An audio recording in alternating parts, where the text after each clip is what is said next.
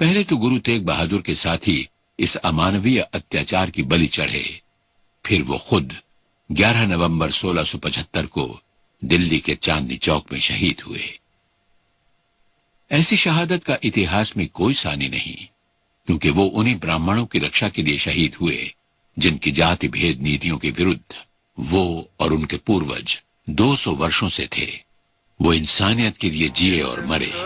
धार्मिक सहनशीलता हो या विवेक और उपासना की स्वतंत्रता, गुरु नानक देव के अनुयायी हर तरह के अत्याचार से लड़ने को तैयार थे।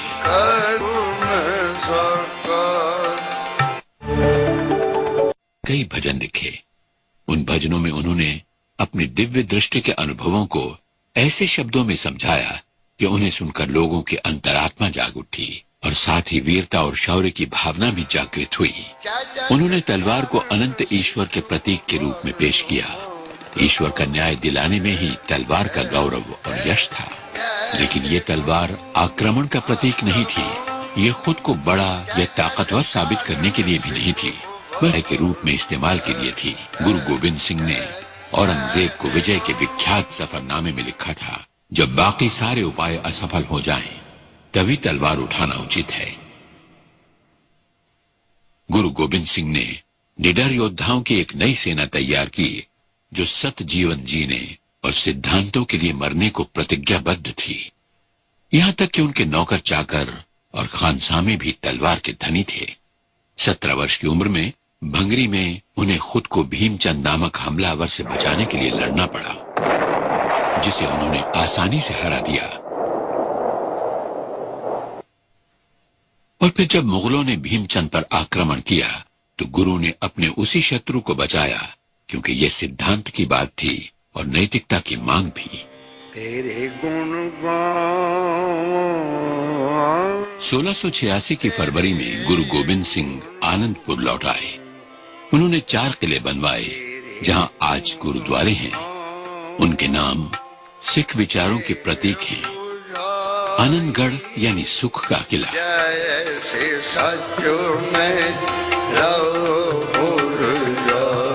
लौहगढ़ या लोहे का किला, जो ताकत और पवित्रता का प्रतीक है।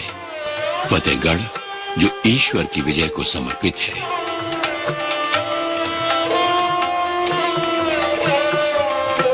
केशगढ़, अनकटे केशों से इंसान की आजादी मनाता किला। पिछले 200 वर्षों में मिले गुरुओं के ज्ञान और दर्शन का सार लेकर गुरु गोविंद सिंह अपने शिष्यों के साथ एक रूप हो गए। उनकी मृत्यु के बाद कोई और गुरु नहीं होंगे। समूची सिख कौम या पंथ का मार्गदर्शन करने के लिए पवित्र ग्रंथ था, जिसमें सभी गुरुओं का ज्ञान और संदेश सम्मिलित था, और साथ ही पंथ के लोगों की अपनी सूझबूझ तो थी ही। गुरुओं ने सिखों को पीढ़ी दर पीढ़ी एक महान राष्ट्र बनाने के लिए जरूरी गुणों को सीखने की प्रेरणा दी। गुरु गोविंद सिंह का योगदान तो उसी पौधे के फलों का एक रूप था, जिसके बीज सिख धर्म की स्थापना करते हुए गुरु नानक ने बोए थे।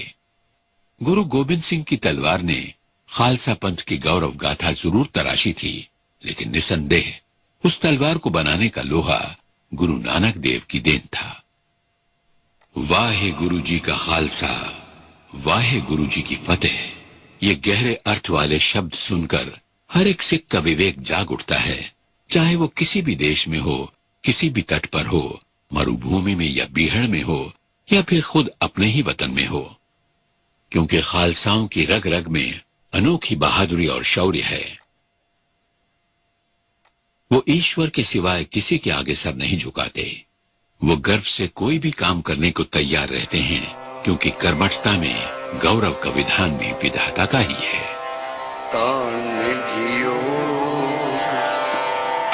देखो जग में आज 300 वर्ष बीत चुके हैं, और आज भी खालसा पंथ के शौर्य का तेज और महिमा उस तलवार की तरह चमक रहे हैं, जो नैतिकता और मानवीय स्वतंत्रता का उज्जवल प्रतीक है। यह आदर्श है एक जीवित, जागृत सामाजिक व्यवस्था का, एक प्रेरित समाज का। यहाँ दैवी शासन का दर्शन होता है, इंसान स्वयं में इस दिव्य प्रकाश की ज्योति का अंश देखता है, या फिर शायद उसी का प्रतिबिंब, जैसे एक निर्मल पवित्र आत्मा।